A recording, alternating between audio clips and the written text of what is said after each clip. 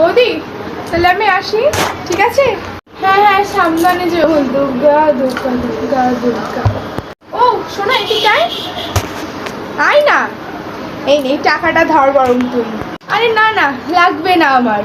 আমার নেট তো। আমি আসি তাহলে। আরে 500 টাকা! এই 500 টাকা দিয়ে আমি ফুচকা খাবো, চকলেট খাবো। এই, ওই 500 টাকা আমাকে দে তো। কেন? আমি তোমাকে 500 টাকা দিতে যাবো কেন? আবারই তোর কাছে থাকলে তো এদিক ওদিক করে টাকাটা হারিয়ে ফেলবি। বরং আমার কাছে টাকাটা দে। তুই যা, যখন যা তোর মন চাবে আমার কাছ থেকে টাকাটা বরং নিয়ে নিবি, বুঝছিস? দে এখন। আচ্ছা মা, ঠিক আছে। শোনো, আমি যখন বিকেলে ফুচকা চকলেট খেতে যাবো, এখান থেকে আমাকে 500 টাকা থেকে আমাকে টাকা দিবা, ঠিক আছে? ও মা, আমাকে 500 টাকা থেকে 50 টাকা দাও না, নিজে ফুচকা হালাই সেজে ফুচকা খাবো। টাকা? কিসের টাকা? হ্যাঁ, আর হ্যাঁ, ওই 500 টাকা, ওই 500 টাকা নেই।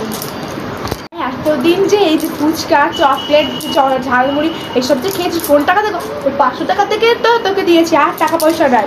তোমরা কারা কারা আমার মতন একটু বোকা বনে গেছো, কমেন্টে অবশ্যই লেখো। আর এই ভিডিও যদি ভালো লাগে তাহলে লাইক করে সাবস্ক্রাইব করে আমার চ্যানেলটিকে পাশে থাকো আমার।